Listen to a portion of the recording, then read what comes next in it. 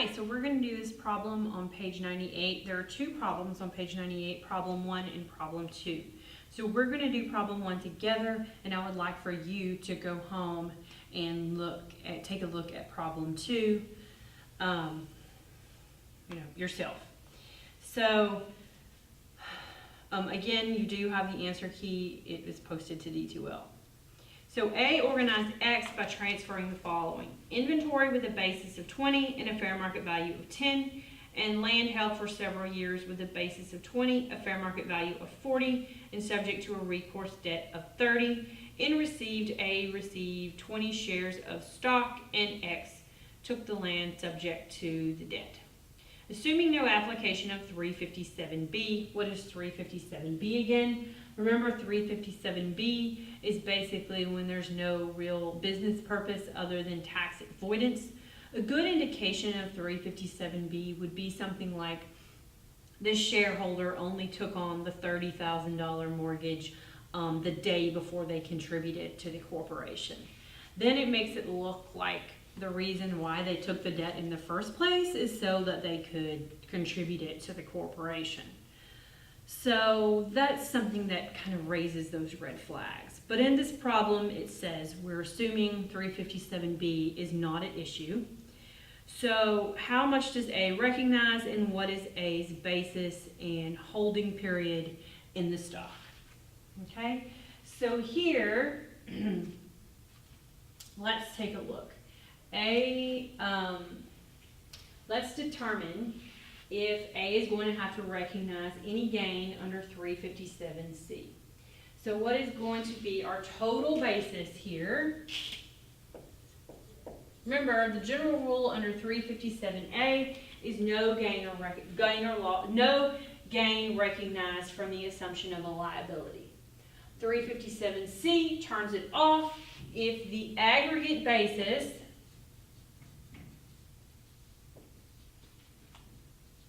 is less than the aggregate liability. Here the aggregate basis is 20 plus 20, which equals $40,000, and the aggregate liability is $30,000. Since the aggregate basis is greater than the aggregate liability, A is going to have no gain recognized here. But what is going to be A's basis in the shares? So we're going to have a transferred basis of $40,000 minus the liability relief of 30, which equals $10,000. So we're going to have a bit of, let's see.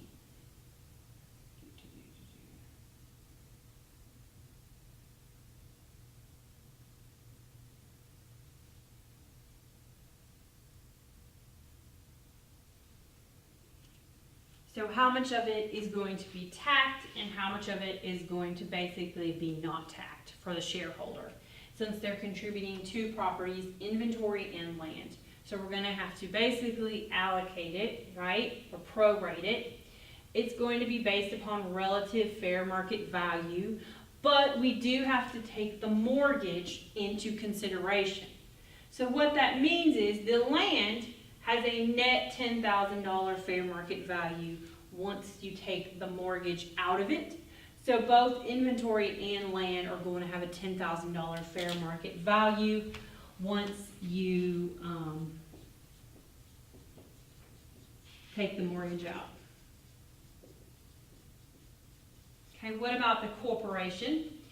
So the corporation is going to have a transferred basis of 20 for inventory and 20 for the land, okay, plus, actually, the corporation is just going to have a straight up transferred basis here because the shareholder is not actually recognizing anything. So, straight up transferred basis. So, okay, now going on to B. Now in B, we are going to actually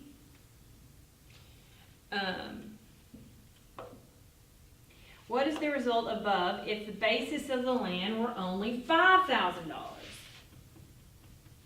Okay.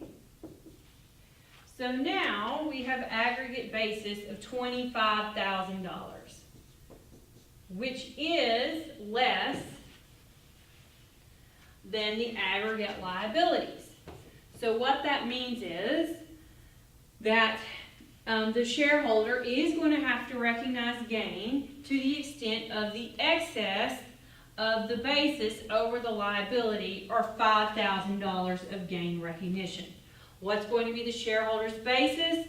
The transferred basis of $25,000 minus the liability plus the gain equals 0. Always equals 0.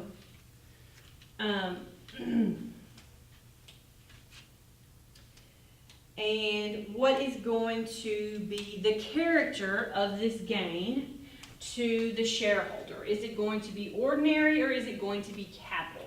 As you can see, they're contributing one capital item and one ordinary item. So there are two different approaches to this.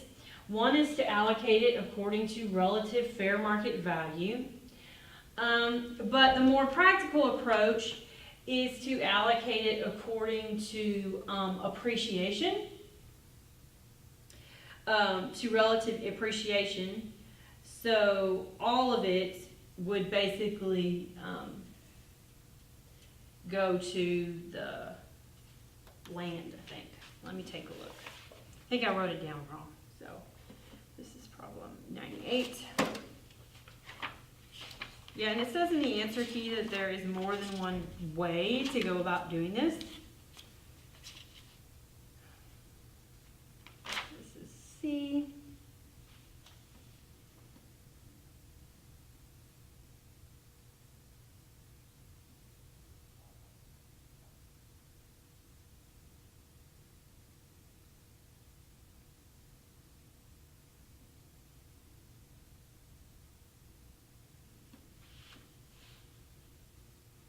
Oh, I'm sorry. I was reading it wrong.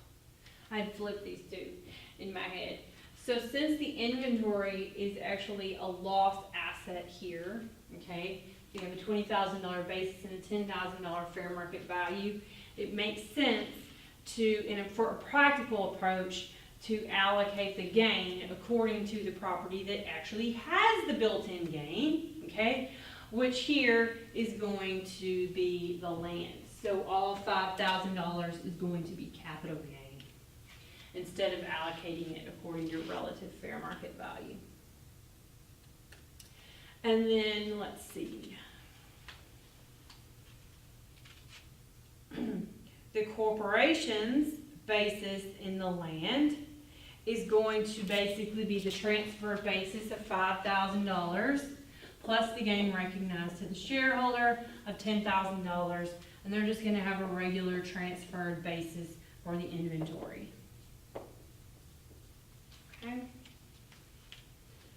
Okay, that's pretty much it for that problem. So on the rest of the chapter, you are not responsible for knowing the stuff in section E, incorporation of a going business. I encourage you to take a look at it, but you're not responsible for that, or subsection F, collateral issues. That's it for chapter 2.